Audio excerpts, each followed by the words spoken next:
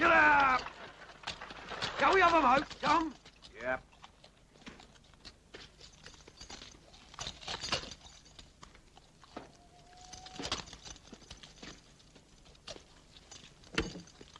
Your pardon, gentlemen, but I'm obliged to ask you to lighten the load up the hill. I think you'll have some slight difficulty in waking my companion. Sir? Sir? Wake up, if you be so kind, sir. No breakfast for me. I never take breakfast. Breakfast? We're a long way from Dover yet, sir. Then what the devil's happening? We are mudbound, sir, and have been asked to lighten the load. Ah. Then it shall be lightened. A little help for hard-working horses is a worthy cause to one who detests work as much as I do. Indeed, sir. For a man of business like myself, it would be a matter of serious disability. No, I think. You, I presume, are not a man of business. Business? Lord love you, no, sir. Nothing nearly so respectable. But you need have no cause for alarm. If I were the robber you now suspect... Oh, no, no. Is it likely that I should be travelling unattended to the assizes? Ah, the assizes. You are a lion of the law? A lion, you flatter me, sir. I'm a jackal rendering service to a far better fed lion than I shall ever become. When one has the misfortune to be born without energy... Hold there!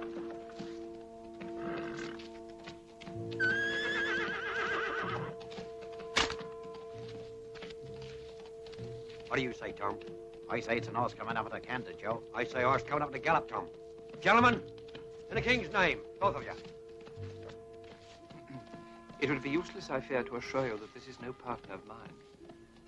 Hold there! Yep. You! Stand to rise your fire! Is that the Dover Mail? What do you want to know? Have you got a passenger, Mr. Jarvis Lorry?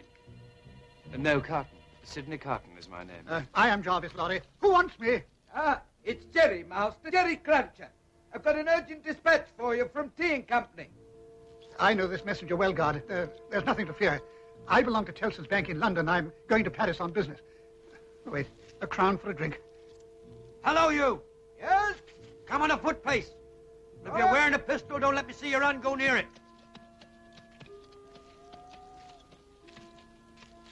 Oh, hello, Master.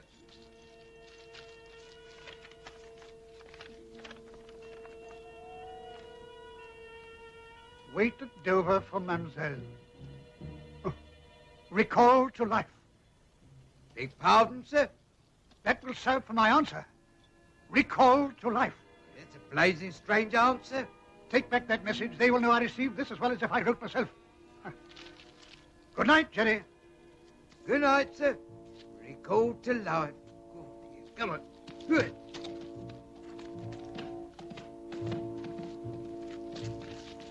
That was indeed a blazing strange answer.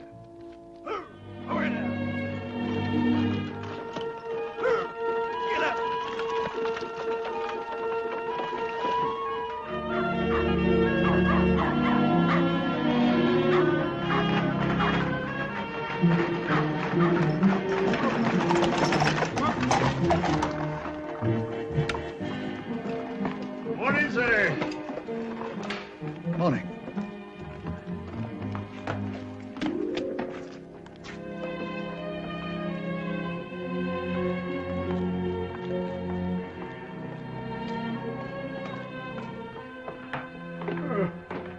I want a bedroom and a barber. Yes, Mr. Lorry. If you please. I wish accommodation to be prepared also for a young lady. Miss Manette. Yes, Mr. Lorry. She will be arriving, I think, by the evening mail. I'll have rooms prepared. I thank you. And for you, sir?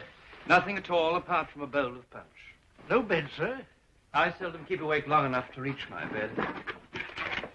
Nor, alas, can I look forward to the pleasure of being joined by a young lady.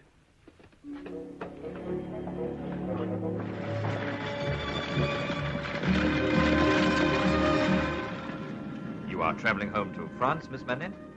I'm going to Paris. Oh. But England has long been my home.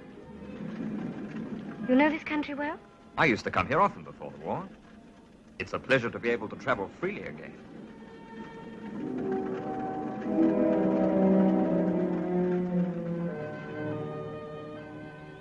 I fear this is my destination. Oh.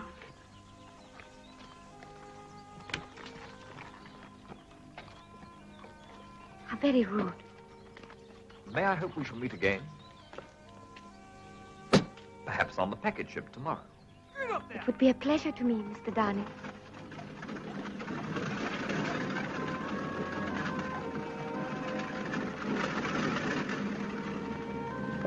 There goes an evil-minded blackguard if ever I saw one. Oh, Mr. Darnay? Oh, I thought he was a most agreeable gentleman.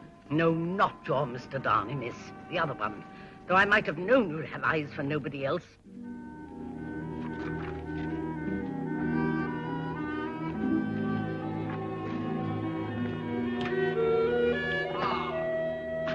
There you are, Sidney. Have you done yet? There. Yes. You've had your bottle, I perceive. 2 tonight. I dined with our client. Or rather, I watched him dine. It's all one. Did I remark that you were very sound in the matter of those Crown witnesses today? I'm always sound. I don't deny it. If to your talent you would only add purpose and energy. Pray spare me your favorite example of the man I might have been. You cannot blind yourself to the truth of it. You both began level at school. And even then I did your exercises for you and seldom my own. Whose fault was that? It was your fault, my dear Stryver. It's been in your nature always to be driving and driving and pressing and shouldering to such a restless degree that I had no chance in my own life but in rust and repose.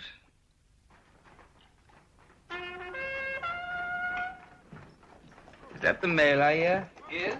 If I may point a moral, Sidney. Oh, hello. Hello. What a charming creature. Look, Sidney. Here. Most picturesque. How say you? Oh, come, Sidney. Show some taste for once. Isn't she truly delightful?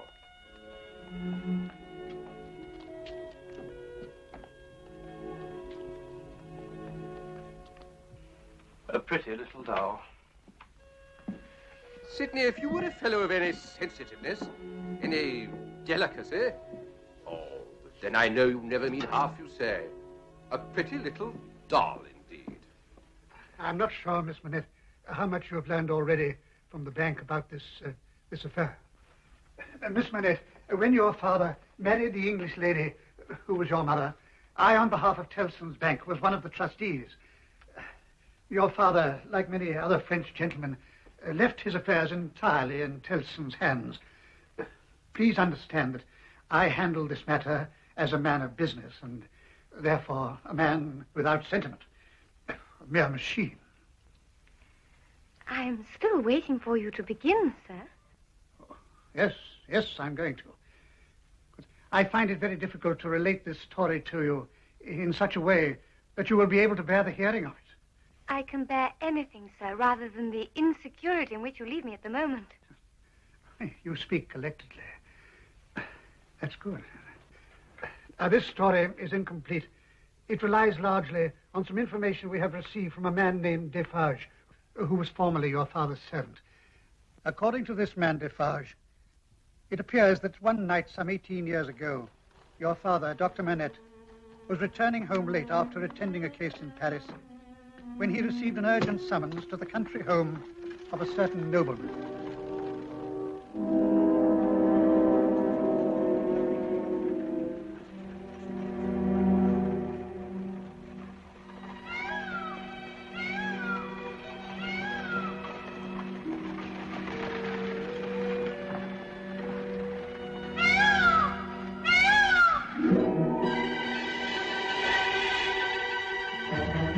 The patient was a young peasant girl. The doctor found her suffering from a high fever of the brain. To keep her quiet, she had been gagged and tied with sashes and scarves. No thought was given as to whether she might suffocate. In fact, it would not have shortened her life by much if she had. For although Dr. Manette was able to ease her last hours, she died that same day from the violence she had suffered in body and mind. Nor was she the only victim of that young nobleman. In the stables was a boy of 17, her brother. He was dying from a sword wound. It was while Dr. Manette was attending him that he heard the full story from the servant, a man by the name of Gabelle. They were a family of 4, my master's tenants. Which means that nothing they possessed was their own, not even their bodies. The law allows a father no right to resist a claim on his daughter, but their father resisted. You're perhaps aware, Doctor, that these nobles have the right to harness a tenant to a cart and drive him like a horse or dog. Yeah, well, that's what happened to their father. This boy came here set on revenge, but my master's a skillful swordsman. Doctor! Yes, my poor fellow, I'm a doctor. Lie quiet now. Let me see to this. My sister. I've seen your sister. She is at peace now. My other sister. All alone. There's a second sister, only 15, God help her. Who told you to bring the doctor here? Monsignor, the boy is suffering so much. I thought perhaps Monsignor... Get out!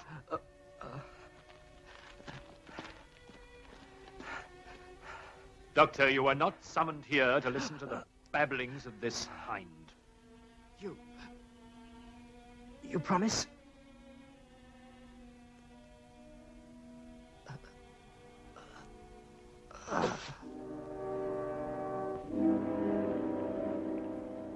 This boy is dead. You may forget these serfs. I wish only to impress upon you, Doctor, that the things that you have seen and heard in this house are not to be spoken of. You would do well to mark that. But Dr. Manette had a conscience which would not allow him to heed that warning. He decided it was his duty to write a report of these events to the minister.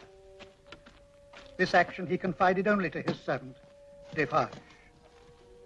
I'm telling you this, Defarge, because I know what influence these nobles have. Should I be prevented from keeping my promise to that boy, it will be carried out. His last concern was for his younger sister. She is now alone and unprotected. I promised him I would do my best to save her from the sport of that gallant gentleman. My parents in our village. She would be safe there, I think. As safe as any child of a people may expect to be in this France of ours.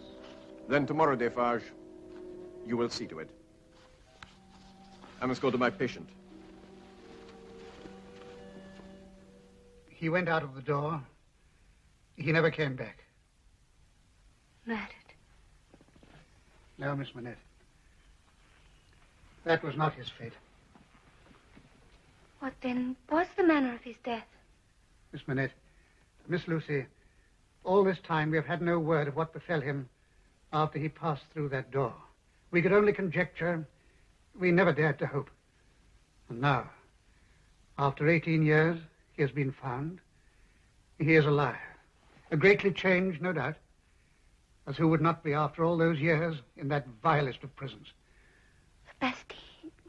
But he is alive and free. His old servant is taking care of him, that same Defarge. He later married the girl that he had protected, and they now keep a wine shop in Paris. It is there we are going tomorrow.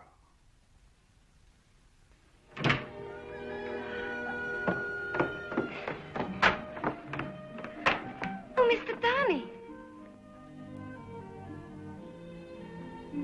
Oh. Madam? You are not Mr. Darnay. Mr. Carter. I'm so sorry. But at your service, nevertheless.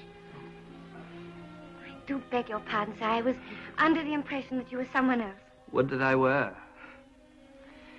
Providing always that my awakening was graced by so charming a lady. Oh, come away. The man's not yet sober. 2 such charming ladies. Ah, you're ready. Now, where is that porter? Porter! Coming, sir. I've been to observe the sea. Our crossing, I think, should be tolerable. At last. And the lady's baggage, please. Oh, the good fortune of some gentlemen. To be bound for France. With a fair lady for escort. We are traveling to Paris, sir, on a matter of business. I see. Then may I wish you an agreeable voyage? And you, sir, an agreeable business trip. Goodbye, Prosy. Have a good journey home.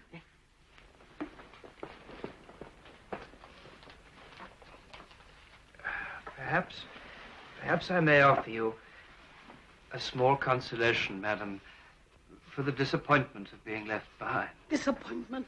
If ever it was intended that I should cross salt water, do you suppose Providence would have cast my lot on an island? It's a strange prejudice. France has so much to commend her.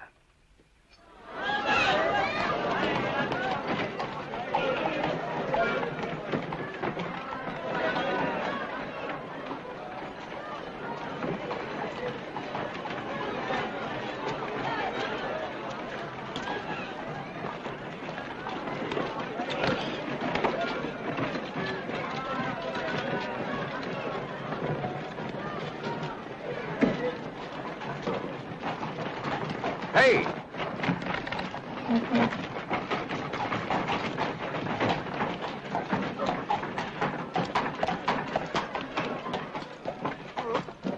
One cask only. One only, Monsieur Defoe?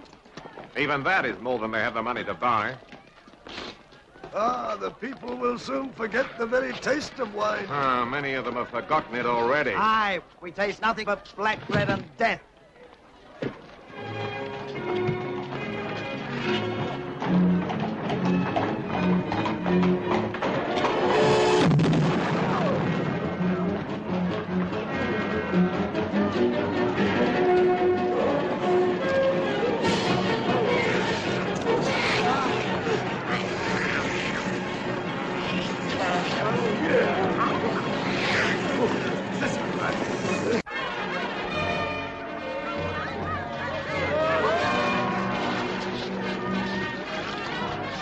We'd do well to bolt the door. Once the tigers tasted blood. Tiger. Poor crazed cattle.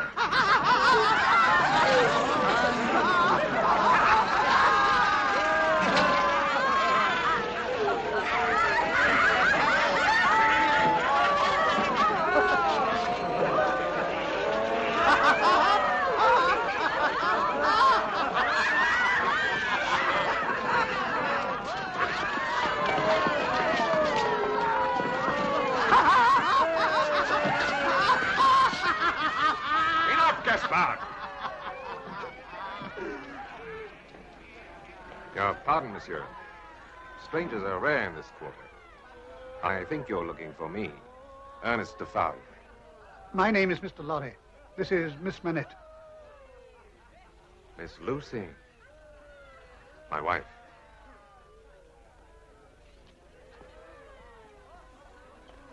You'll have forgotten me, I think. Follow me closely.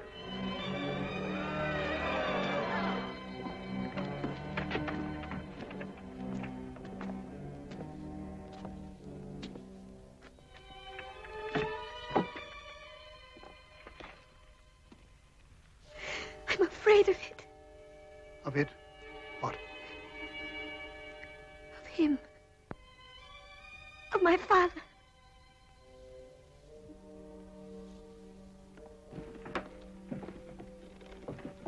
Good day. Still hard at work, I see. Yes, sir. I'm working.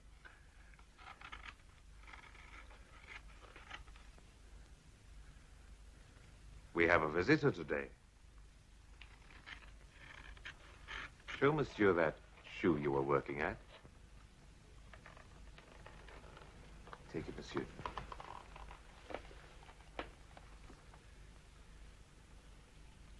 Now, tell monsieur what kind of shoe it is. And the maker's name. It's a latest shoe. And the maker's name? And 105 North Tower. Is that all the name you have?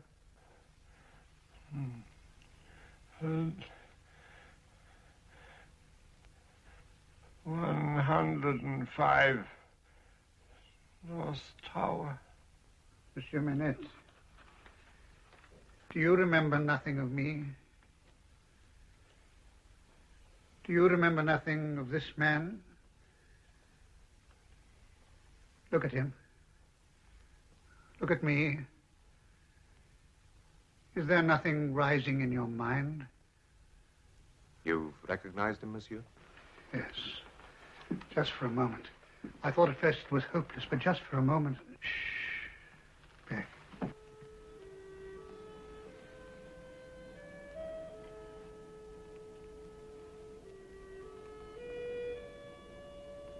What is this? You're the jailer's daughter? Who are you? Oh, my dear. Soon you shall know my name. All you need to understand now is that your agony is over. I have come to take you away.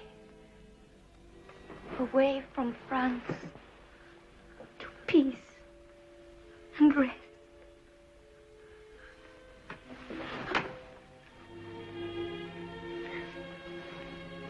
Good gentleman, he understands.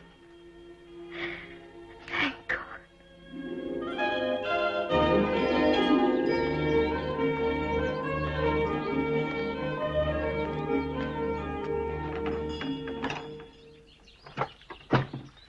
Good morning.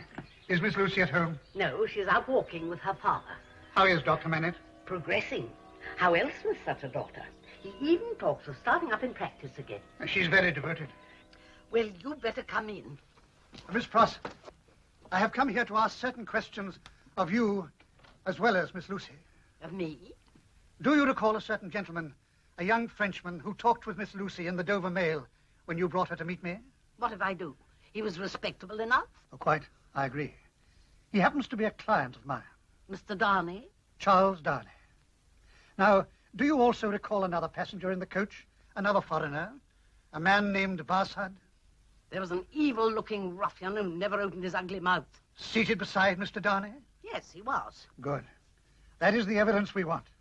What's all this about? I'm afraid, Miss Pross, my client finds himself in grave trouble. He appears to be the victim of a pernicious plot, engineered, I am sure, by this man, Barsad.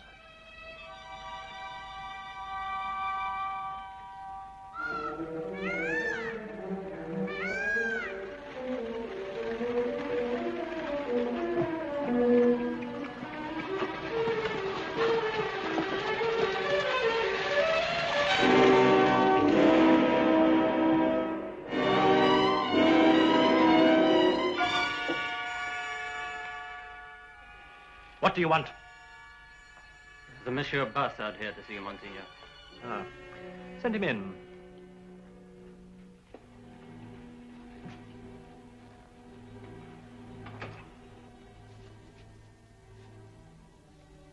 Oh, Father, I hate him. I know, child, I know.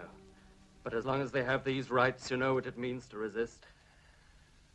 If only Monsieur Charles would come back. And he is already in prison? Newgate, awaiting his trial, eating and sleeping with the scum of the streets. Excellent. A nobleman condemned to live with cattle. My cousin will at last begin to appreciate the benefits of our own good French system.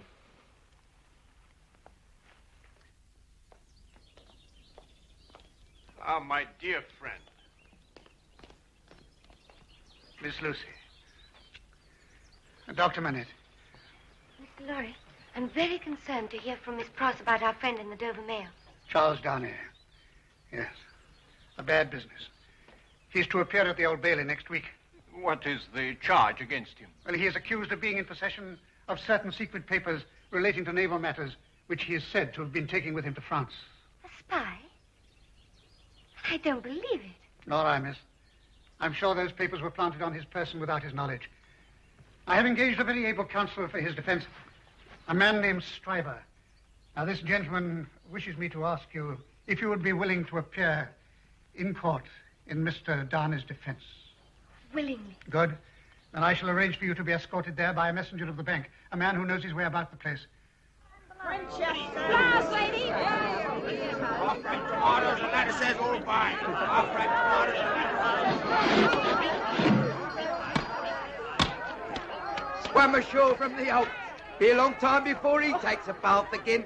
No, look, my precious. Lead on, you wet. And we haven't called jail fever already. Well, I'm getting you there as quick as I can. Might as well enjoy the fun while you're about. Oh, here's something to make you laugh. I don't know what he's done, but I'll bet Body snatching. Yeah, this way, ladies, this way. Make way there. Witnesses, witnesses. Make way. Follow me, ladies. Oh, no, we're too late. We'll have to wait till the prisoners go by. Which one's your treason, miss?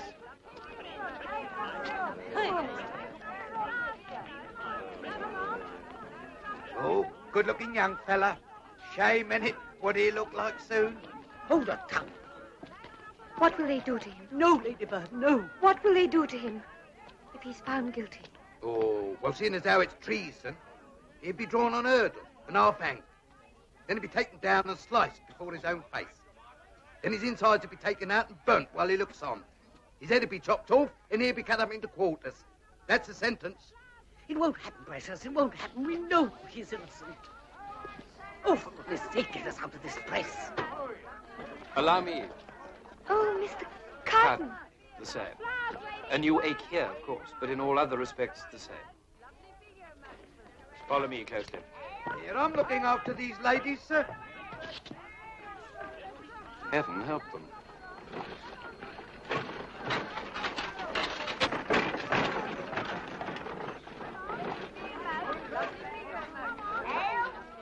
That is what we call the Tyburn Mail. A vehicle in which my friends assure me I shall one day have the pleasure of traveling. It's a false assumption. I live by crime in what is not only the easiest, but quite the safest way. This is where you'll go in. Mr. Lorry will join you as soon as he and friend Stryver have completed their business. Mr. Carton, are you acquainted with our case? I'm part of your case. Where the great Stryver goes, there follows his jackal. I did not know. Mr. Carton. Please. You will do your best for Mr. Darnay. After such a request, I shall be doubly industrious on his behalf.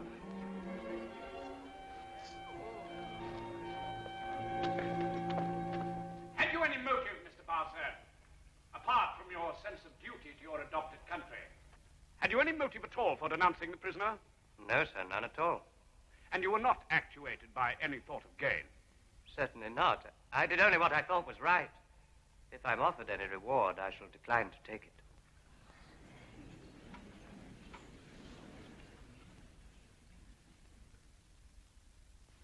Mr. Barsad, what first caused you to suspect the prisoner of being a spy? The way he was talking in the mail. You are sufficiently experienced in the ways of spies to detect one from his conversation? Perhaps I am a little sharper than most people. No doubt. So it was on account of the prisoner's conversation that you decided to get out and follow him when he alighted? It was. As a result of which you saw him handed certain papers by a certain mysterious stranger? I did. You had never seen these papers before? How could I? These papers had never previously been in your own possession? I don't know what you're talking about. I am suggesting that you acquired these papers for yourself sometime previously. And in the darkness of the coach, you transferred them to the person... It's a lie. Transferred them to the person of the man who now stands there in the dock. Falsely accused to satisfy your own greed for enrichment. It's a lie, I say, a foul lie. Those papers were given to him in the dockyard, and I wasn't the only one that saw it. I've said already I've no wish for any reward. Miss Manette, we have heard some evidence as to your conversation with the prisoner in the Dover Mail. Is there anything of which we have not heard? It's impossible, sir, to recall every word. Impossible or inconvenient? I will endeavor to refresh your memory. Did you and the prisoner hold a discussion about the recent war with America? Yes, we did. Speak up, please. Now that I have recalled your mind to that event, perhaps you'll be able to tell us what was said about the war with America. The gentleman tried to explain to me... You mean the prisoner? Yes, my lord. Then say the prisoner. The prisoner tried to explain to me how that quarrel had arisen. He said... Yes? He said that as far as he could judge, it was a wrong and foolish one on the part of England. Silence! Anything else? He added, but there was no harm in the way he said this, if it was said laughingly and to beguile the time. What did he add? He added that he thought perhaps George Washington might make as great a name in history as George III.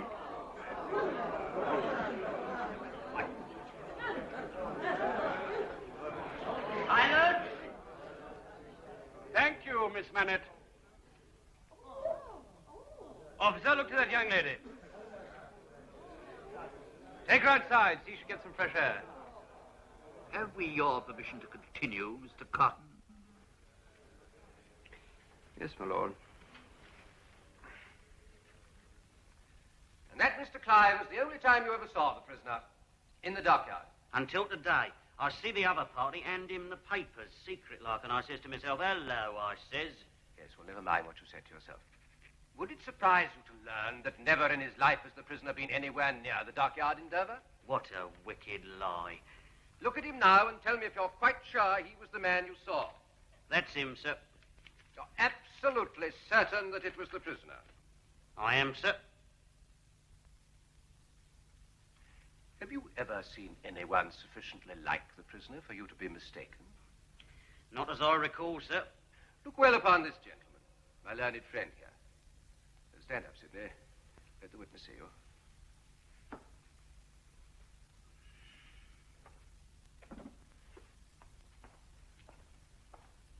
That's right. Remove your wig.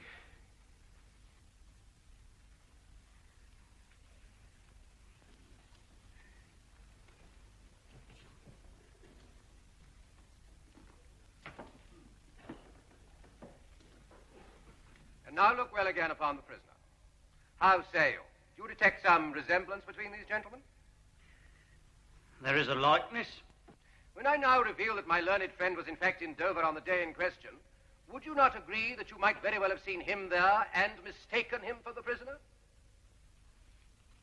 Am I to take it, Mr. Stryver, that we shall next have to try Mr. Carton for treason? I trust not, my lord. I seek only to illustrate my contention that the prisoner is no more memorable by virtue of his appearance than many others of his age. Thank you, Sidney. Whatever the verdict, I must congratulate you, Mr. Stryver, on a most able defense. I have done my best, sir, and my best is as good as another man's, I believe. Is nobody going to say much better? It was on the tip of my tongue. Now, Sidney. Most impudent fellow, sir, to have for one's junior. Oh, pardon me. Harrington. How is Miss Manette? Better than being out of that court. The prisoner's distress to have caused you so much agitation. Did you see Mr. Darnay? He asked me to tell you that with his fervent apologies. Will you be seeing him again? I would so much like to ask his forgiveness. For neglecting to commit perjury. It's a grave failing in a witness. However, let us hope that you'll be able to express your own regrets to him. If I might. What does Mr. Darnay expect? The worst. It's the wisest thing to expect. And the likeliest. The jury's coming back.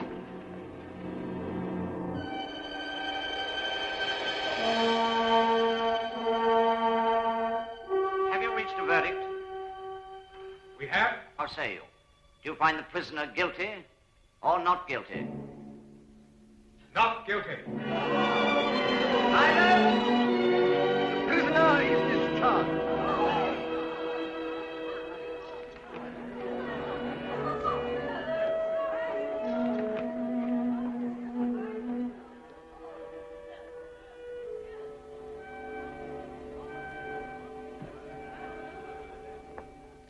I am only just beginning to feel that I belong to this world again.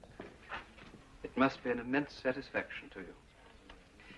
As to me, the greatest desire I have is to forget that I belong to it. It has no good in it for me, except wine like this, nor I for it. So we're not much alike in that particular. Indeed, I begin to think we're not much alike in any particular, you and I.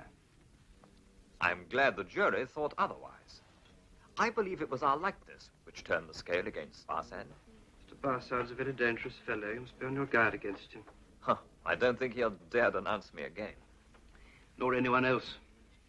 You've deprived him of a very good living. Then perhaps my ordeal was worthwhile. Don't take this too lightly, my friend. One acquittal usually means ruin for a common informer. Mr. Barsad will have to take his revenge quickly then. I leave in a few days for France. No doubt she'll soon be back. Does this country not hold a certain irresistible attraction for you? Why don't you call a health, Mr. Darnay? Why don't you give your toast? What toast?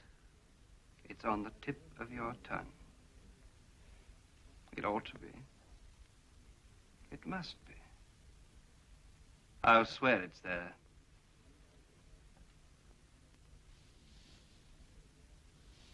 Miss Manette, then. Miss Manette, then.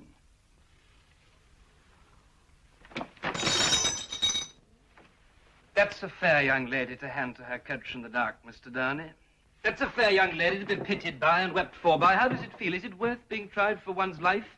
To be the object of so much sympathy and compassion, Mr. Darnay? You puzzle me, Mr. Carton. I probably owe my life to you. Yet it now becomes apparent that you have no liking at all for me.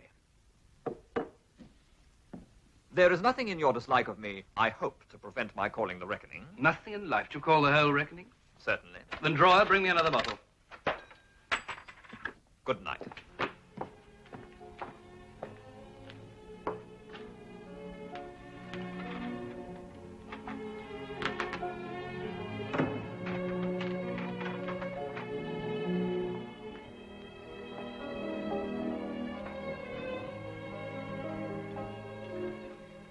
Why should I like a man because he resembles me? There's nothing in me to like. I'm a disappointed drudge, sir. I care for no man on earth. And no man on earth cares for me.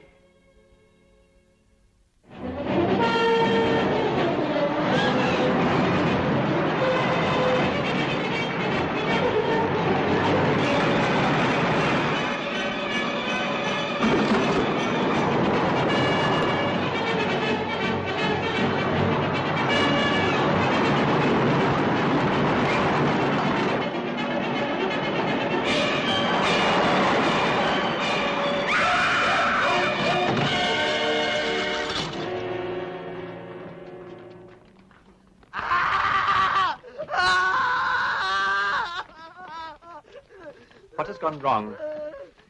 Pardon, Monsieur le Marquis. It's a child. Why is he making that abominable noise? Is it his child? It is a pity. Yes. He's dead! He's dead! You killed him! It is quite extraordinary to me that you people cannot take better care of yourselves and of your children. Take that. He's dead! They killed him! I know. I saw it all. Be brave, my Gaston. Who threw that? You dogs.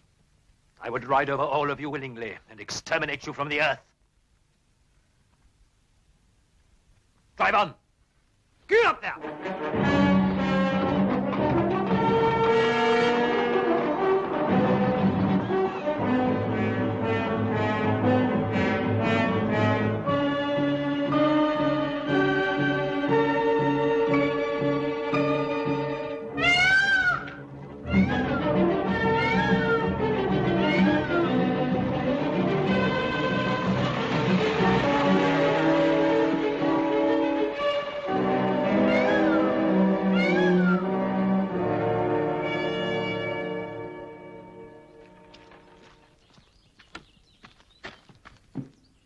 Ah, there he is, fresh from his English jail.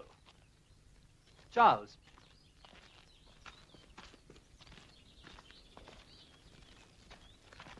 My cousin Charles, Monsieur Foulon. My respects, monsieur. Your cousin has been telling me about you. A young man with strange views, eh? I think perhaps he has seen fit to moderate those views after his recent taste of the system in England. To me, it's preposterous that this is a farming estate. Yet, there isn't one single family in the village out there which has even bread to eat tonight. Let them eat grass. That's what I always say. Let them eat grass. Well, Charles, judging from your recent conversation, you do not appear to have learnt very much from your little lesson. You speak, sir, as if my misadventure in England was not entirely chance. I warned you, my friend, I will not tolerate the spreading of disaffection among my tenants. You needn't concern yourself any more on that account. I am here only to collect my few small belongings, after which you'll see no more of me. You will forgive my idle curiosity, but how do you graciously intend to live? I must do what the noblest of my countrymen may have to do one day. Work. In England, for instance? Yes, in England. With a name as hated as ours, France holds nothing for me. In England, I have another name. You may as well know now, my visit there was for the express purpose of planning my future life. We must not keep you from her a moment longer than necessary. Goodbye, sir. Goodbye.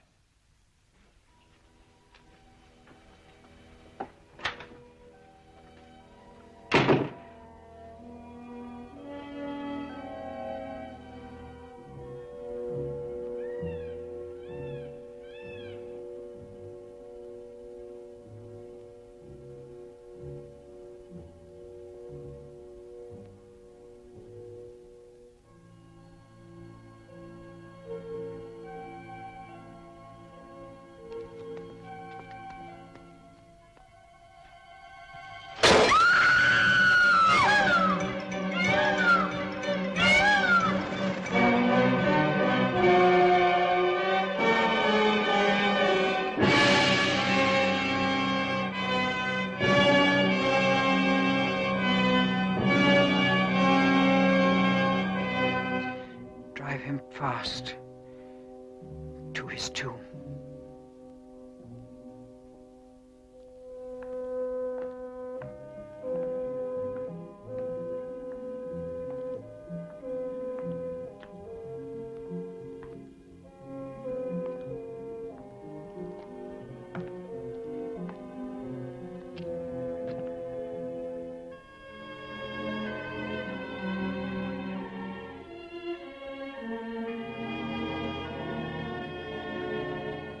Here again.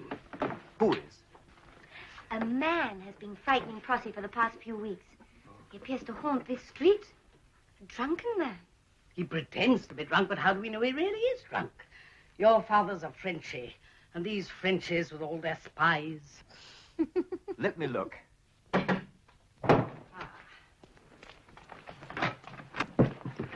I wanted the doctor. Come quick. Yes, I'll come at once, Mr. Miller. You run on back, have some water on the boil. I'll walk with him. Keep an eye on him, just in case. That drunkard's gone. Don't wait up for me. Good night, my darling. Good night, Miss Cross. Good night. Good night, Miss Cross. Doctor, I've been awaiting an opportunity to ask if I might come and see you in private. You're ill, Charles? Oh, no, sir. It's not my health. Ah. Then if it's what I think, you better come before I take surgery in the morning. Thank you, sir. I appreciate your understanding. If you ask me, he's hiding behind that tree. There, he moved. I knew it. He's very intoxicated. Why should a drunken man trouble to hide himself from the doctor, miss? Answer me that.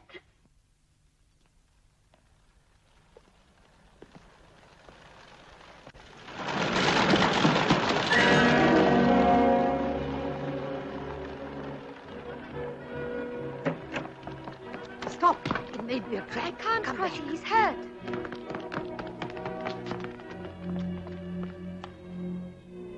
It's Mr. Carton. That'll cause more worry for us. He's hurt his head. Lucy. beautiful Lucy. Mr. Cotton, can you walk? Just a little way. Help me, Prossy. Leave him be, I say, disreputable sot. What's he up to here? That's what I want to know. Frightening us out of our wits and falling about all over our street. This way, Mr. Cotton. Carefully. Down here. My humble pardon. I never intended to venture into this house. Prossy, will you be so good as to brew a pot of coffee? I'll not leave you alone with a man in his state. Nonsense. I wouldn't touch a hair of her head. Of course not.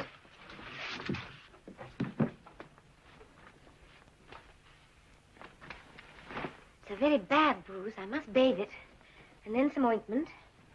I'm not worthy of your kindness. It's not much to do. Mr. Carton, do you reside hereabouts? Miss Pross believes that she has frequently seen you. I come here every night. Every night? Here? To be near you. Get drunk. Must be near you. My pardon. I alarm you. There's no necessity to be alarmed. I love you. No harm to it. Never ask any return. I did not know. Why should you? It's ridiculous. A beautiful girl. Sweet and beautiful. No good drunken waster. You know what? Head back. If you said, return that man's love. Ridiculous. But if you said that, I wouldn't let you. No, I wouldn't let you. I'd only drag you down into misery and disgrace. Why am I telling you all this? I never meant to speak of it. Now that I know, is there not some way in which I may help you? None hopeless. When I first saw you, I thought, just for a moment, I thought,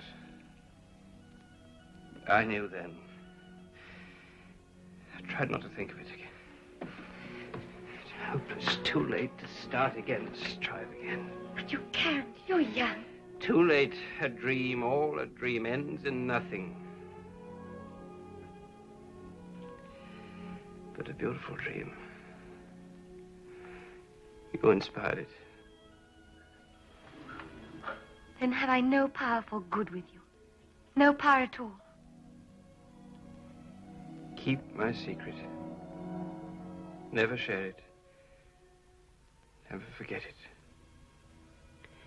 You promise? That I promise. Willingly. It's all I need. All I ask. A small matter. When I die, one good thing to remember.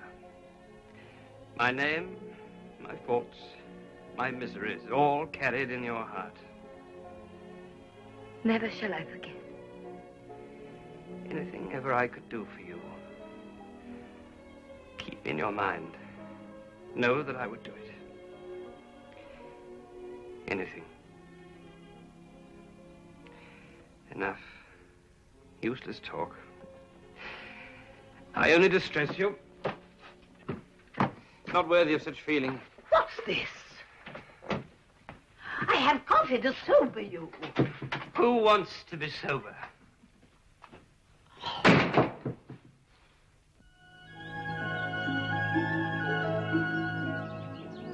Believe me, Doctor, it's the last thing I want ever to part you from her again. What I ask as a fellow exile is to be allowed to share this new life with you. under the same roof. If Lucy will accept me. Lucy, of course, is the whole world to me. Without her, my return to life would mean nothing. But if you are essential to her happiness, and I truly believe you are, then I must give her to you, Charles. Dr. Manette, I swear you shall never have cause to regret your faith in me. You're no doubt eager to speak to her, and that I think is a patient I hear. Doctor, before I see her, there is one thing I should tell you. My name as an exile is not my true name. Oh, stop. I take you as I've come to know you, Charles. Tell me nothing more. But, sir... No, don't speak. You've been told what happened to me 20 years ago. If my future son-in-law is a past aristocrat, I prefer not to know it. Mr. Carton. Mr. Carton. Miss Manette, I'm here for a moment only because I'm not a man who takes much time over apologies. I find myself owing so many that it's easier to dispense with the whole business. Then pray dispense with it. I would, but for one thing. I know from my hazy recollection that my behavior last night was unpardonable. That doesn't greatly concern me, it often is. But you made me a certain promise, which I recall as clearly as if I'd never taken a glass of wine. It shall be respected. Thank you. That was my chief concern in coming here, lest you might simply have been humoring a drunken fool. Is it not often said that the truth emerges at such times? And truly said. Miss Manette, in all my drunken babbling, there was not one false word. That's what I wanted you to know. You may rest assured that I shall never refer to this again. Charles. Come in, Darnay. I was about to take my leave. Goodbye, Miss Manette. Goodbye, Mr. Carton. You're not your usual loving self today, Miss Pross. No invitations to coffee? Oh, wait. What is it now? Something I should have remembered to tell Mr. Darnay.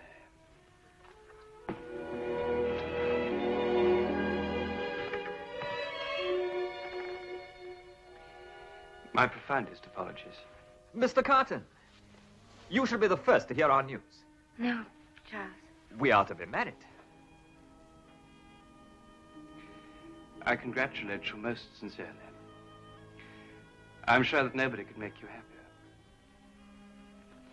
For my part, I have a piece of news which will be your first wedding present. I came back simply to tell you that you have nothing further to fear from our friend Barsad. He's no longer with us. No longer with us? He's dead. He took a false step into the river. I passed his funeral on my way here. That's a relief indeed.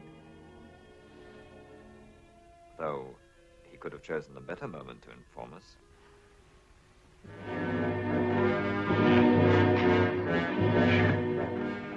Are you sure this is the right one? Yes, Barset's grave, all right. I saw him buried myself this very day. You said he was only a little un. Well, he must have fattened himself up since I see him at the Bailey. He didn't die of hunger, this one didn't. Well, come on, let's have it.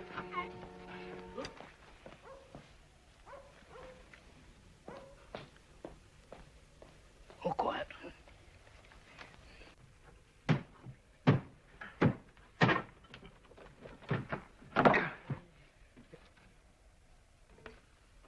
And how much is that worth to them medical doctors?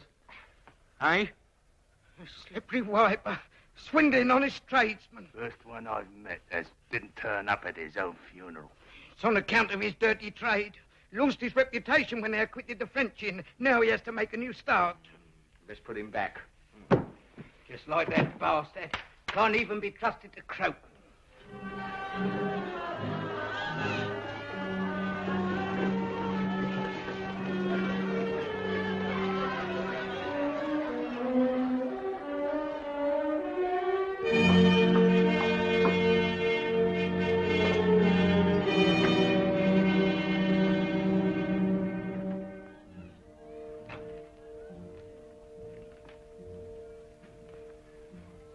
Good day, madame. a glass of old cognac.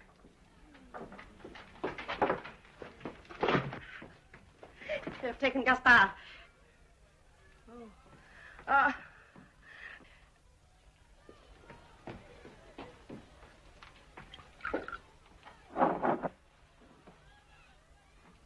Poor Gaspard. You are acquainted with Gaspard?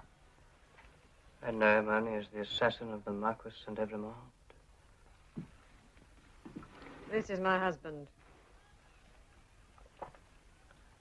Good day, Jacques. You deceive yourself, monsieur. My name is Ernest Defarge. Quite so.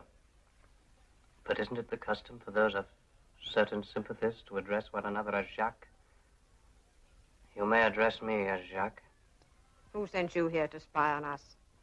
Madam, whatever gave you such a preposterous idea? No one but a spy of the aristocrats would dare to speak to us like that.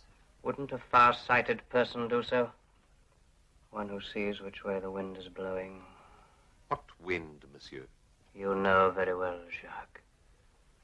The first puff of that wind swept the Marquis St. Evremond to his grave.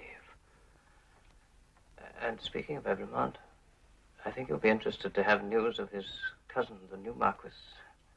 He's settled in England, we know that. Yes, and getting married.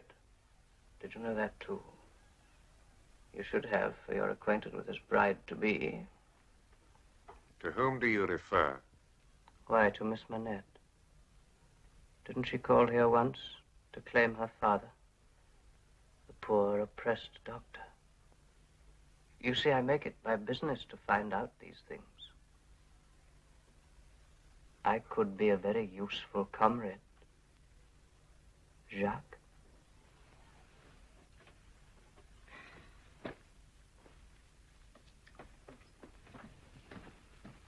Never before have I unpacked for a man. Oh, cheer up, Miss Pross. Honeymoons go all too quickly. We shall soon have him back with us. Have the guests all gone? Mr. Carton is still here. He found it necessary to take a little nap. I'm sure he did. Why our Ladybird ever wanted to invite that tosspot to her wedding, I shall never understand.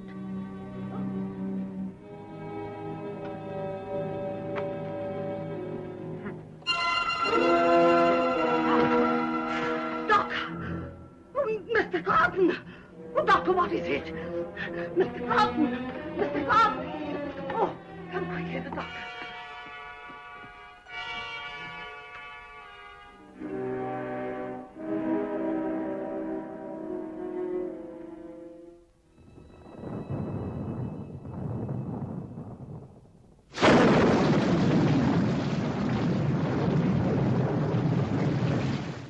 To me, it seems almost a symbol. I wonder, are they having it out there?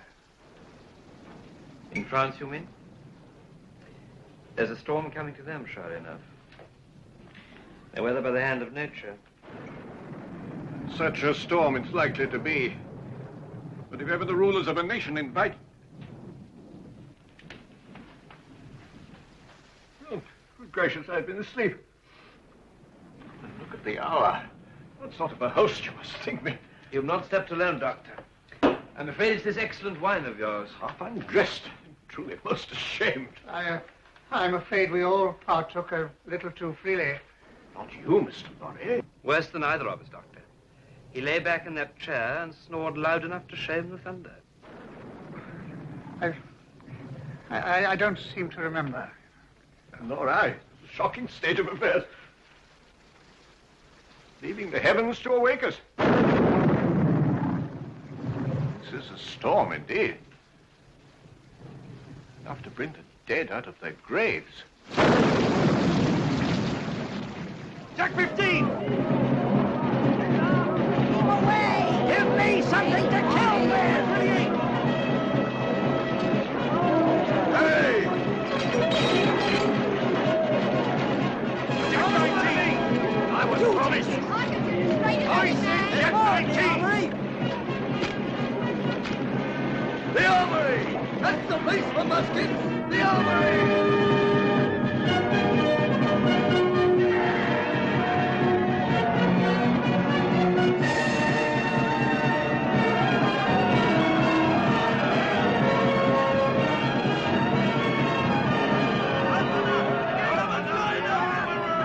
Stand away! We shall fire! Fire! I said number 2 company! Fire!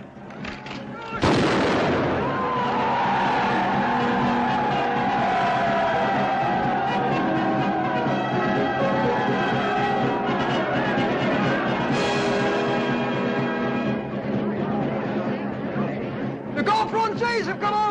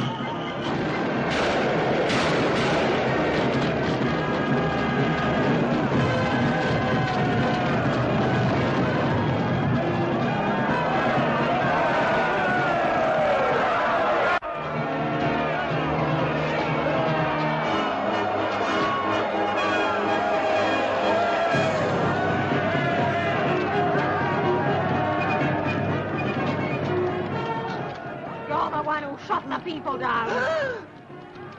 Stand aside. Show me the North Tower, quick! What? What is the meaning of 105 North Tower? What is the meaning? Does it mean a captive or a place of captivity?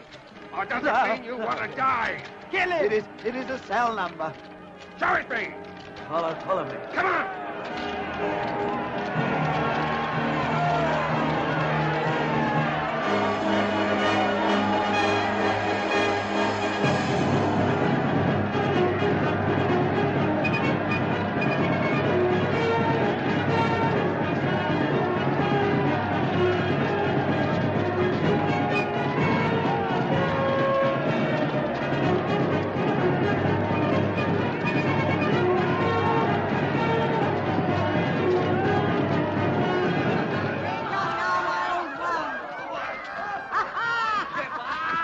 Found it.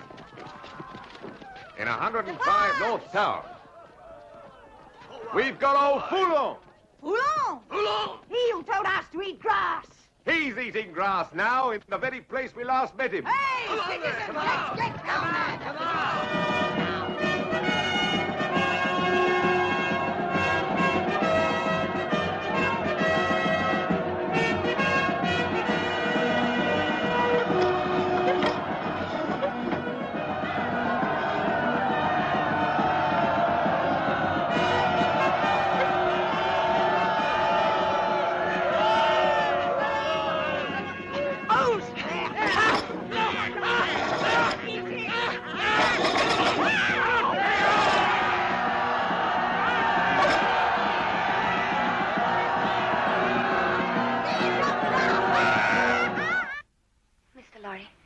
Can you not wait a little longer before you must leave for France? Impossible, miss. If you could see the chaos in our Paris office. Now it's spread to all the countryside, there'll be danger in every mile beyond Carey. I think they'll be too busy with their own affairs to interfere with an old fellow like me. I'm taking Jerry Cruncher with me as a bodyguard. I wish we could make you change your mind. No, I've delayed this visit too long already. Even as I'm talking to you, Paris may be afire or sacked. Our customers' property burnt or plundered. You cannot save it. Maybe not, Charles. But in a tidy business way, I can see that all changes of assets are truly recorded. If there's anything of yours that I may look to... There is nothing of mine in France.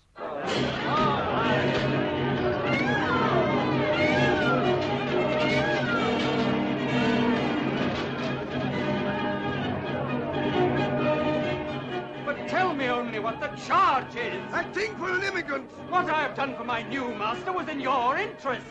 But let me only write to him. Father!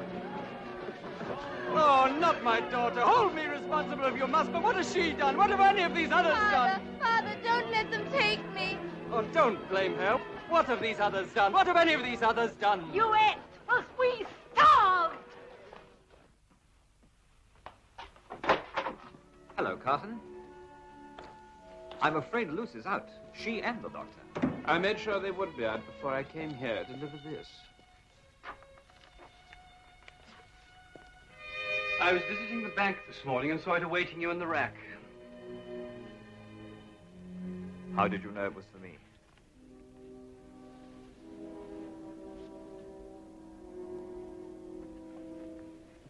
Where did you get that? You were careless enough to have it still among your possessions. How did you come by it? I stole it. I went to your room the night that Dr. Manette was taken sick. Curiosity impelled me to trace its noble origin. And when I saw the same name on that letter and identified you as a French nobleman, I was prepared to discover some episode in your past, some covered-up disgrace, which would explain your rebirth as Charles Darnay. Knowing your dislike of me, I'm sure you would have found it most welcome. I was truly thinking more of Lucy. Then allow me to reassure you. I disclaim my title, and with it my estate, solely because the name on this letter is one of the most hated names in France. Before asking Lucy to marry me, I decided to renounce it completely, wash my hands of it. How simple it all sounds. Far simpler than I'd imagined. Goodbye to France. Farewell to all responsibility. Would you like me to burn that letter? I see now that you have no cause to read it. It comes from Gabelle, the man I left in charge of my estate. I sent him instructions long ago to give the people their freedom. Devil take it! You were right to chide me. Gabelle and his daughter have been imprisoned, taken to Paris, and lodged in La Force. He fears for their lives.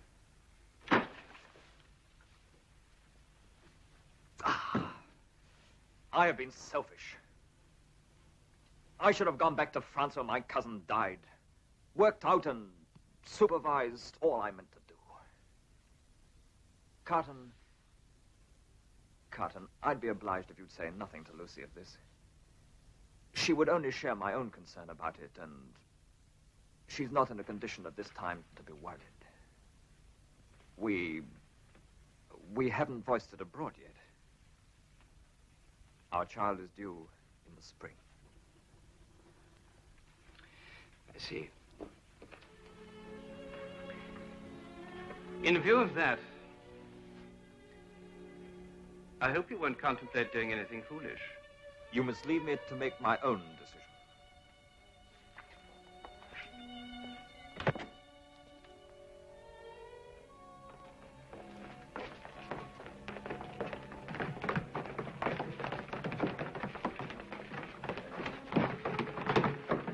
Lucy.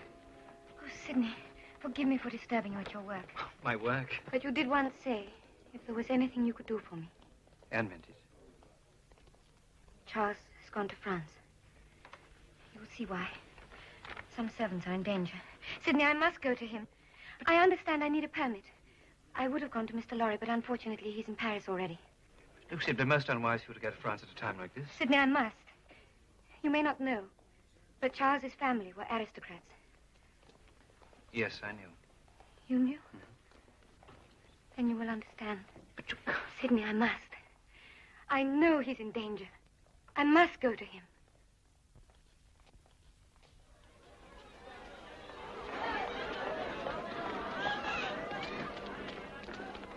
Has he arrived in Paris by himself? He did. Bring him to me. Yes, sir. Is Citizen Defarge here? Yes. Another from the list supplied by your excellent wife, Charles Darnay, or as he would prefer not to be known, the Marquis Saint-Evremont. Darnay? But I thought he was lost to us, living in England. Your age, Evremond? My name is Darnay. Your age, Evremond? 27. Married, Evremond? Yes. Where is your wife? In England. Without doubt. You're consigned, Evremond, to the prison of La Fosse. Just heaven. Under what law? For what offense? We have new laws, Evremond, and new offenses since you were here. I invite you to observe that I have come here voluntarily, in response to this written appeal of a fellow countryman. That's no interest of mine. I surely have the right to be heard. Immigrants have no rights, Evremond. There's a new decree confiscating their property. But I have no property. And condemning to death all who return. Take him away, Defarge.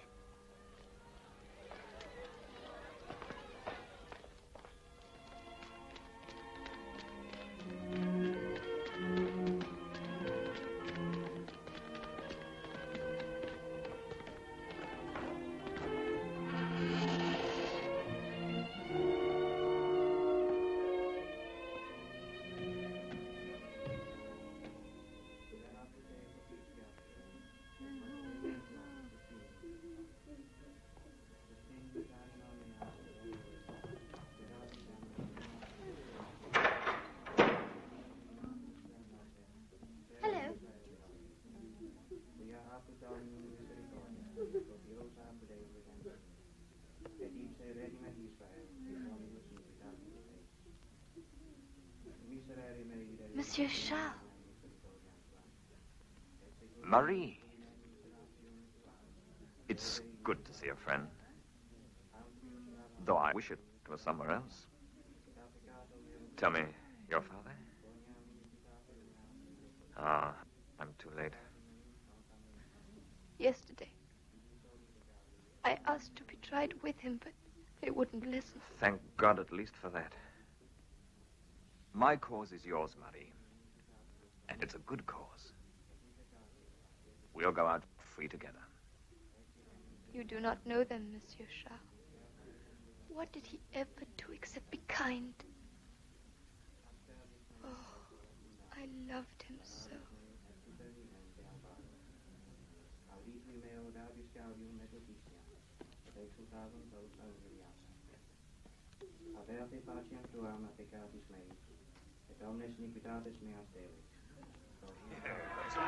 Why, yes. Well, my wife. A pleasing day, eh? Beautiful day. 47 heads. I've got good news for you. Yes? Come here. What? Come. You sit down. The first name on your register. Here in Paris. Evremond? I took him myself to La Fosse. At last. Evremond. Is he alone? His wife is still in England. He asked me to communicate with her father. I refused. You refused? But why? That information is the one certain way of bringing her here. Dr. Manette has surely suffered enough. I'm not concerned with the doctor. It's his daughter. She's an Evremond now. But if she is to be punished for her marriage, it will mean fresh anguish for him. Anguish? You talk to me of anguish. What is one daughter beside a father, brother, sister, all dead at the hands of that accursed family? She is not of their blood. He's married 6 months. What if there's a child on the way? An Evremond. Now listen. I've had this family a long time on my register for extermination to the last of the line. Isn't that so? It is so.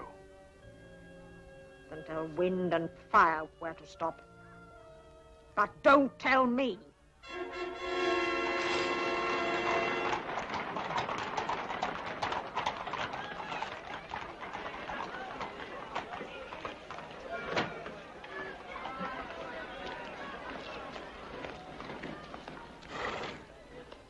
Alexander Manette? Yes? French? Physician? Good. Lucy Darnay, French. This is my daughter. Emily Pross. English. Yes, and proud of it. Is this your first visit to France? It is, and I hope my last. Prosy. She's my companion. Oh. Sooner yours than mine. Where is the fourth passenger? Hey! Wake up! Come on, wake up! Patience, my good citizen, patience.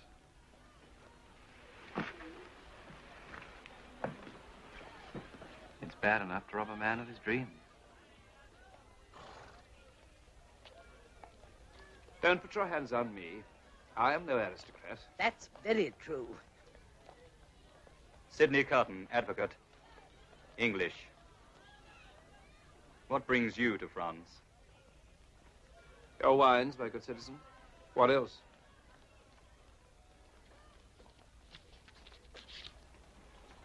Proceed.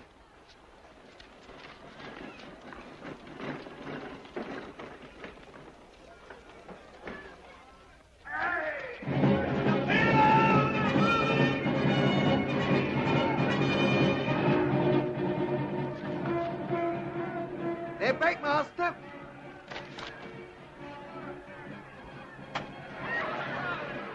Do not do anything to attract their attention. Ain't there no way of stopping them coming here? It's a convenient spot for an armory. Between the two big prisons. Well, no, we dare not protest.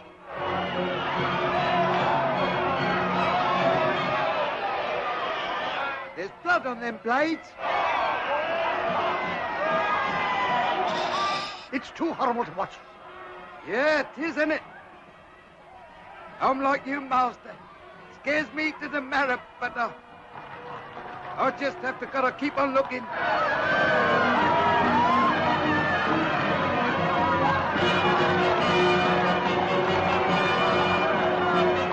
Mr. Lorry, was you expecting visitors? No. God help them, whoever they are. It's Dr. Manette.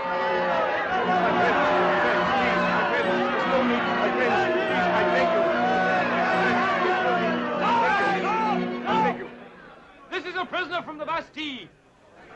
It's true, friends. 18 years in the Bastille.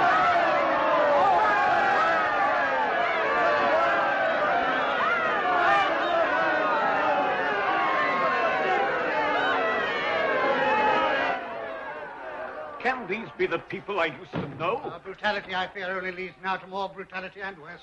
They can't even wait now for their prisoners to be tried. Oh, don't heed it, my precious. What would a banker know about it? What have I said? Charles Darnay is a prisoner in La Force. Oh, may heaven forgive me. We've searched everywhere he might have been. We had this news but an hour ago. Dr. Manette hopes to plead for him at the tribunal. That's why we've come here. Well, then all will surely be well, judging by the esteem they show for him.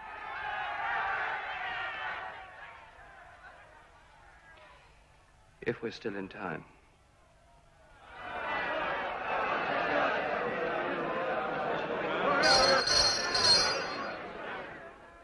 Any help I gave my father, sir, was only for the good of our neighbors.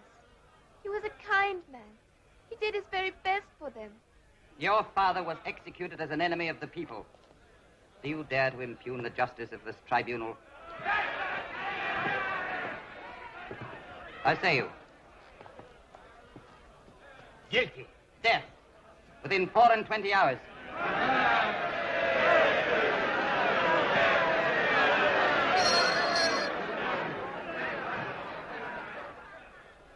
Charles Evremond called Darnay.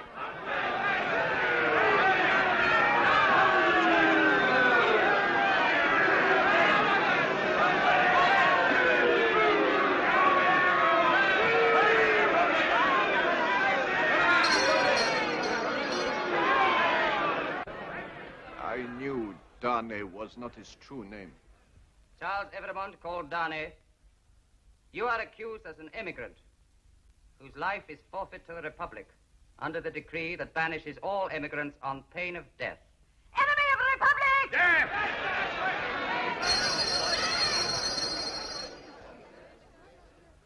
What have you to say, emigrant?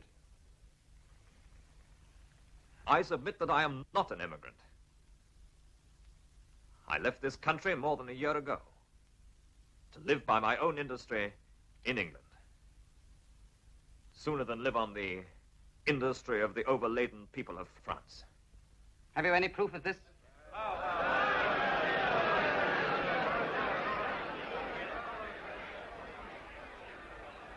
Yes, I have. The truth of my statement will be confirmed by Dr. Manette, the good physician who sits there.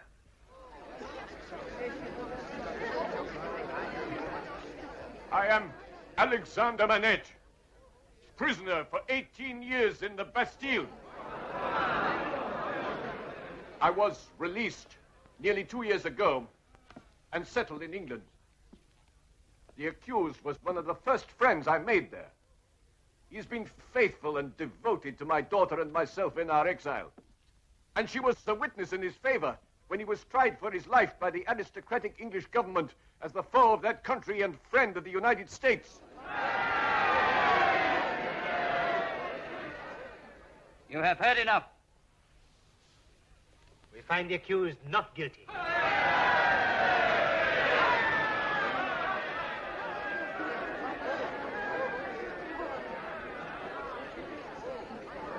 Stop!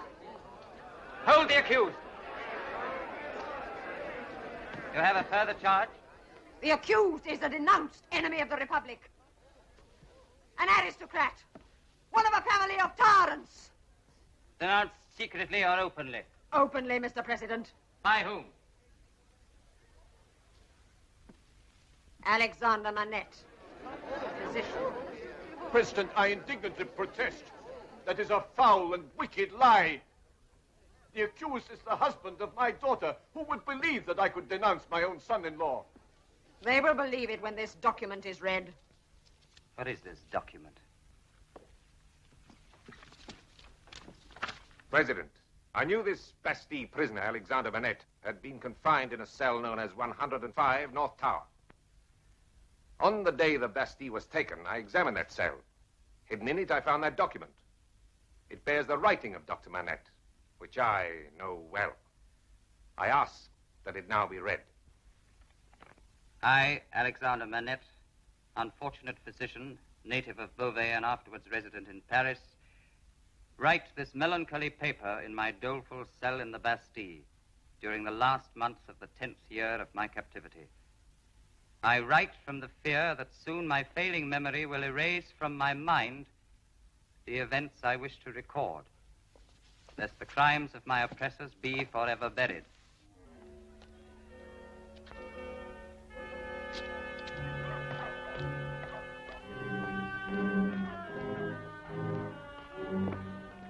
There he goes. There we have him. Are you sure I'm right? That ain't Paul said. They'll let me it took off. But what's he worth to us? That remains to be seen.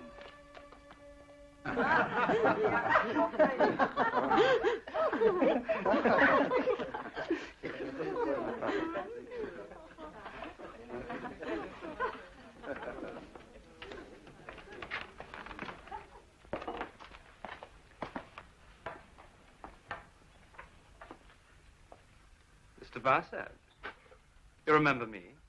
You mistake me for somebody else, monsieur. My name is Solomon, Jean Solomon.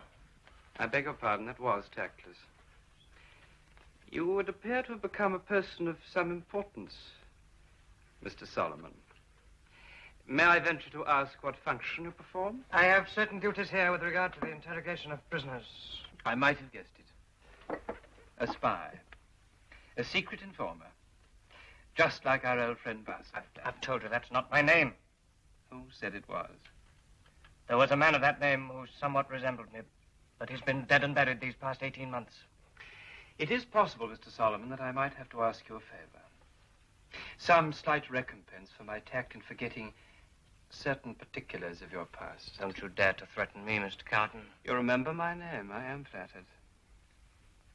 I'd have you know that I stand in high regard here amongst the people who count. Excellent. That makes your friendship all the more valuable. Regard it as a game of cards. The stake that I resolve to play for, in case the worst happens, is a friend among the people who count. And the friend I propose to win, Mr. Solomon, is you. You'll have to hold a good hand, Mr. Carton. I do. Firstly, I'm an Englishman with no axe to grind in France, and no cause to represent myself under another name. That's a very good card. My second one, Mr. Solomon, now in the employ of the Republican French government, was formerly Mr. Barsad, in the employ of the aristocratic English government, enemy of France and freedom. That's an even better card. You think I should play the ace, Jerry? You play it, Mr. Carton. Then fill up our friend's glass and let the ace be played quietly. That same Mr. Barsad was at one time in the employ of no less a personage than the late Marquis Saint-Evremond. Love of heaven, be quiet. I think Mr. Solomon requires his cognac, Jerry. What do you want from me? Nothing at all, I hope. That will be determined by events now in progress. I was brought to my living grave here in the Bastille with only one remaining hope, that my servant, Defarge, may have been successful in saving the poor, hapless girl who alone was left of the family exterminated by that young nobleman. He and his descendants, to the last of their race, do I now denounce to the times of their I denounce them to heaven and to earth. This is a tragic and frightful testimony indeed. But in the name of justice, I must observe that Dr. Manette, either by reason of his failing memory or because it was unknown to him, makes no mention therein of the name of this nobleman he has denounced. I will name him. And no one in the world has better cause. For I was that young girl who was the last one left alive in that family. It was I who was rescued by Defarge and brought up in the village by the fishermen. That father, driven to death in the shaft, was my father. That mortally wounded boy in the stables was my brother. And that poor, outraged peasant girl was my sister. Do you think I haven't cursed again and again the name of that vile monster? He was the cousin of the accused. The Marquis Saint-Evremond.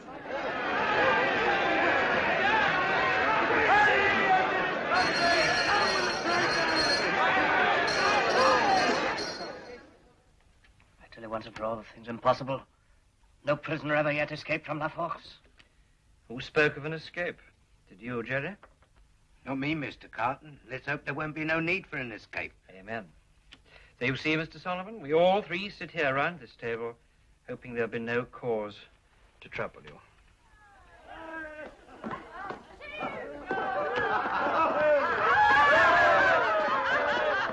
Is there a verdict in the Evremond trial? Death in 24 hours!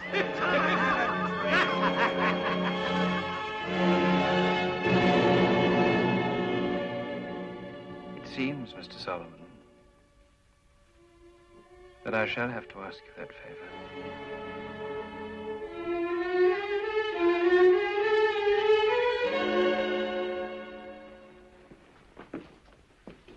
What happened? Oh, my precious. Oh, Procy. My father is ill. The shock. If he could only regain the power of speech. He must have some sleep. And after he's slept, perhaps. You must rest now. Come. Come.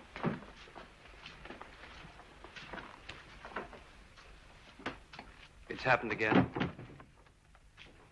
I feared it when that vile woman denounced the family of Evremond. The family? Well, you heard it yourself. I wasn't there at the end. You weren't there? I heard the verdict from the rabble in a wine shop. You're disgusting. Forget about me. I'm of no importance. Did you say the whole family was denounced? To the last of the race. You realize, I suppose, the danger in which this puts Lucy? Oh, thank God her relationship is by marriage only. Lucy is carrying a child in Evremont.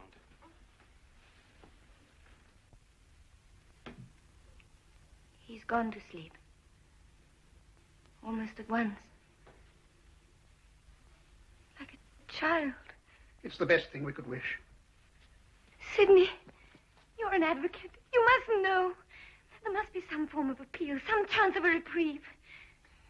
I think perhaps there may be. Do you? Do you really believe that? We shall do all that's humanly possible. Better get a little sleep yourself now. He wouldn't want you to fret and worry. No. I think perhaps I may sleep. Now. Lucy.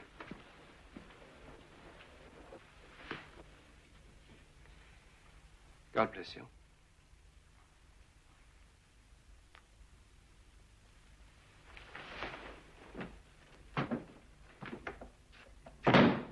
How can you be so unkind, so heartless? You know as well as I do. There isn't a chance of stopping this execution. None whatever. Then why raise the poor child's hopes? Mr. Lorry, you could waste all night taking me to task, and we haven't that much time. Will you please attend to everything I have to say? Ask me no questions, and give me the promise which I shall exact from you. I have a reason. You understand now that Lucy is in grave danger. It depends upon you, and you entirely, to save her. Heaven grant that I may pardon. But how? I shall tell you how. I don't think I could depend upon a better man. Early tomorrow, have a coach and horses ready for a rapid journey to the sea coast. Then it's been starting trim at 10 o'clock. It shall be done. Tell Lucy tonight what you know of the danger to her child. Say that her father's in danger, too. Press upon her the urgency of leaving Paris at that hour. Tell her it was her husband's last arrangement. Tell her that more depends on all this than she dare believe or hope. I will. See Lucy and her father into a coach out here in the courtyard. Take your place with them. The moment I come to you, take me in and drive away. I may not be in a condition to assist you. Don't look at me like that. For once in my life, I am quite sober and deadly earnest. Promise me, solemnly, that nothing will make you change my instructions. I promise. Here, then, are my papers. Take them and keep them with the rest. You may need them tonight. It's dangerous to be abroad in Paris without papers. You are not to question my instructions. Remember your promise. I shall remember it. I hope to do my part faithfully. I hope to do mine.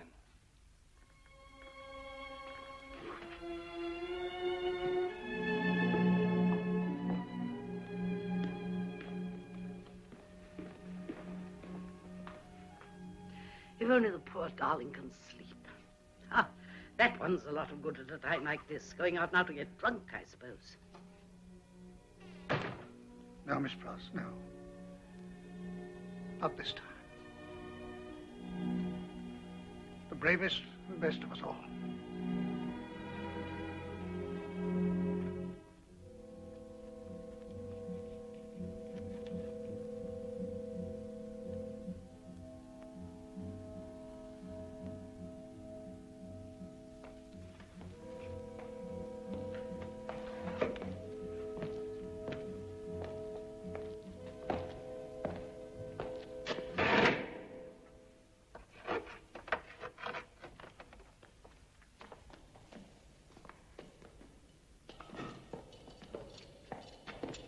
What do you want? Who is this? He's a friend of Evremont. He's English. Evremont. Poor old Evremont. He's got permission to say goodbye to him. Looks as if he has been making a night of it. Trying to keep his courage up.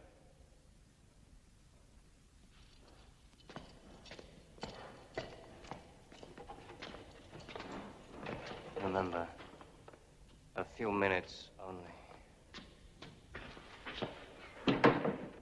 Carter! Of all people on earth, you least expected to see me. I cannot believe it to be you. You're not a prisoner. No, I'm accidentally possessed of a power over one of your guards here. Darnay, I come from your wife. You must do everything I ask without question. Put on this coat. Carton, there is no escaping from this place. It can't be done. You'll only die with me. No, it's madness. It would be madness if I asked you to escape, but do I? If I ask you to pass that door, tell me that I'm mad and refuse me. Carton, dear Carton, whatever you have in mind, I implore you not to add your death to mine. You mistrust me. Take that pen, sit down, and write as I dictate. But hurry, my friend, hurry. Write exactly as I speak. I knew it was not in your nature to forget the words which passed between us long ago.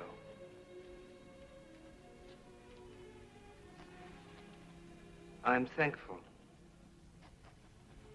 that the time has come when I may truly prove them. What vapor is that? Vapor? I'm conscious of nothing. Right on. That I do is no subject for regret or grief.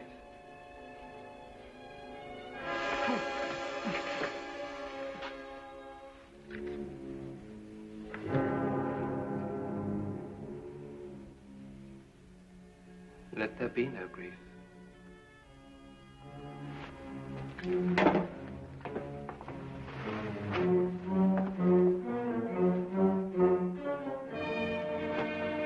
Ah, Therese, I was just coming for you. I saw you here. I've some business to do before I go to the guillotine today. But today is your day of days. I shall be there for the 23rd head. Ah, Evrémonde, that'll bring the loudest shout.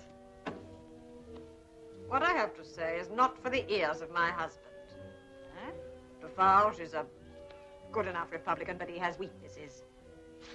He's weak enough to relent towards a certain doctor and his daughter. The wife of Evrémonde. She will be at home now, awaiting the moment of his death. She will be mourning and grieving. Yes, and it's an offense to mourn for an aristocrat. She will be in a state of mind to speak against the justice of the Republic. And I shall be there to hear. Ah, my cherished. What a splendid woman this is. Take this. Keep my usual place for me. But you won't be late. I shall be there when his turn comes.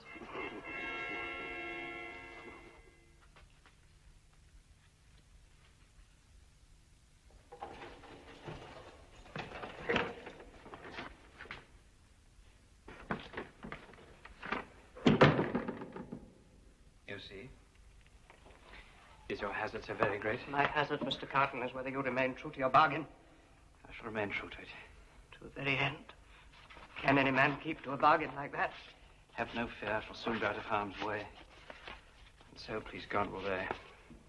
My coach is still outside? Yes, it was a minute. Get some assistance. Have him taken to it. Hurry, man, hurry. Mr. Carton.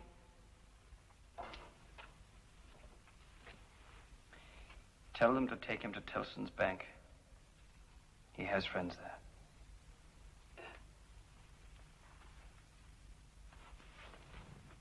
there. Hey, you there. Goodbye, old Sidney.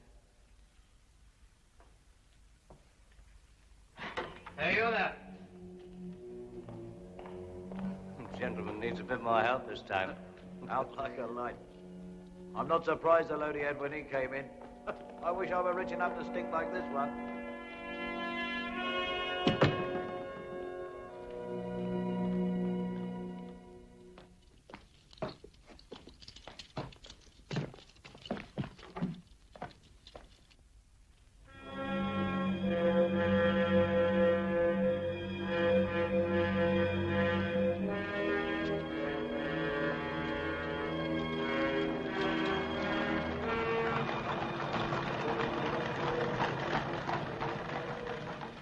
See how Mr. Carp? All right, put him in this coach. He can sober up on the journey. Right? You have your papers all right? And Jerry's? Yes, don't bother about us. We can look after ourselves. You and Jerry will follow in the second coach. Now go and send Miss Lucy out immediately.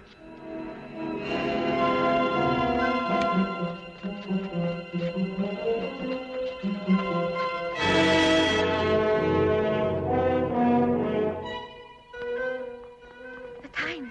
It's so near. You must go quickly. Has Mr. Carton returned? Come, this minute. Wait! Quick! Bradley! Stand aside!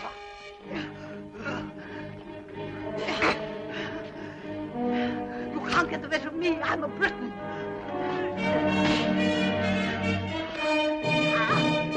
I tell you, that terrible woman in there with Crossy. We can't leave her alone. All right. Jerry will look after her. I'm on.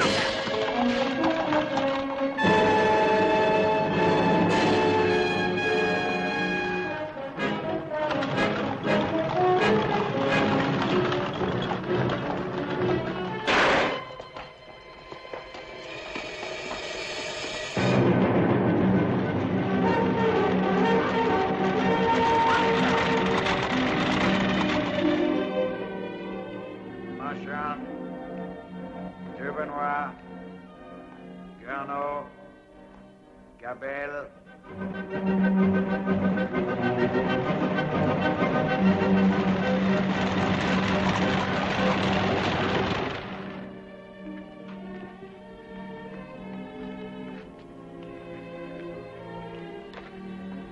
Evremont.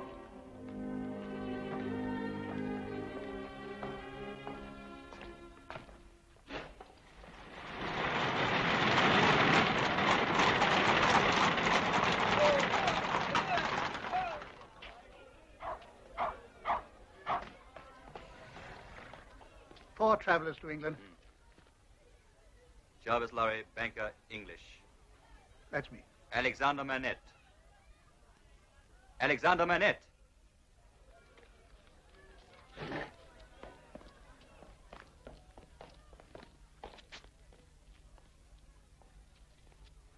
Alexander Manette. Can it be the same? Lucy Darnay, of course, his daughter, the wife of Evermond. That is so. Evermond has an assignation elsewhere. Sidney Carton, advocate, English. It's proving difficult to waken our friend. I recall this Englishman, the one that even a revolution couldn't keep from our wines. Let him dream on.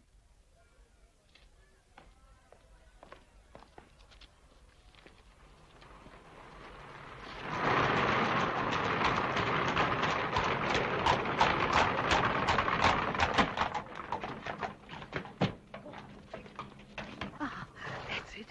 Ah.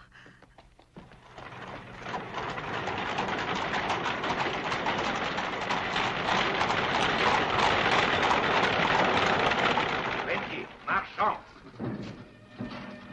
21 Gabelle. 22 Duvernois.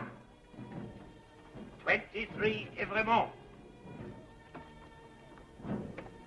24 Gernot. 25 Carnevesh. Monsieur Charles. Monsieur Charles.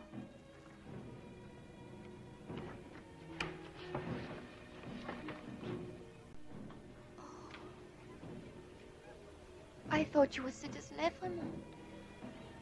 And who shall say I'm not? You? Are you dying for him? And another. May I hold your hand, stranger?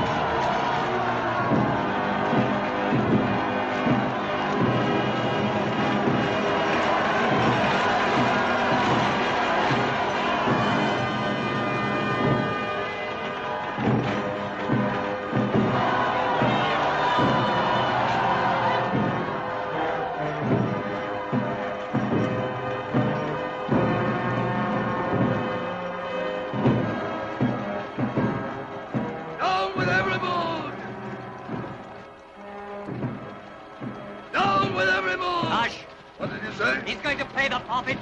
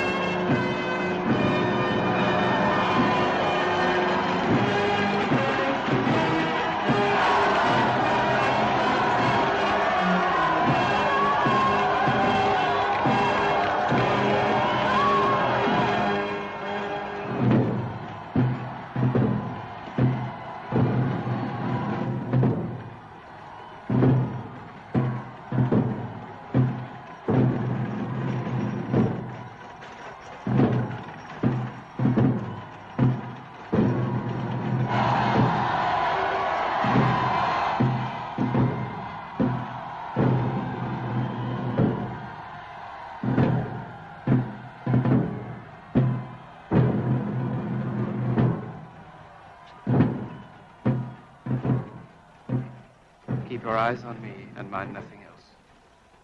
I mind nothing while I'm with you.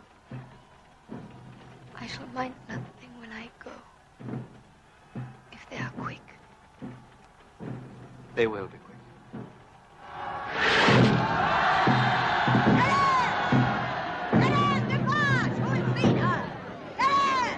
She's never missed before. No, she won't miss this time.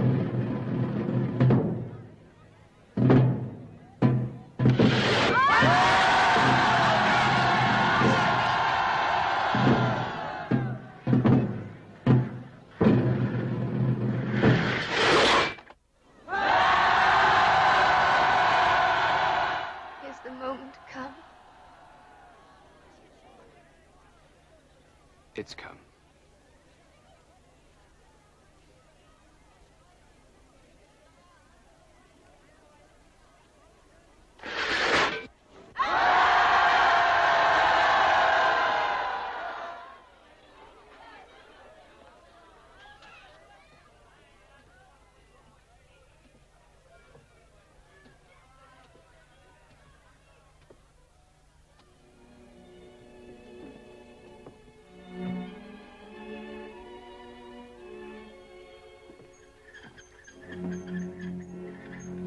Suddenly, I want to weep. But I must hold my tears in check, lest they think it is myself I weep for. And who would weep for Sidney Carton? A little time ago, none in all the world. But somebody will weep for me now. And that knowledge redeems a worthless life. Worthless, but for this final moment, which makes it all worthwhile. It is a far, far better thing I do than I have ever done. It is a far, far better rest I go to than I have ever known.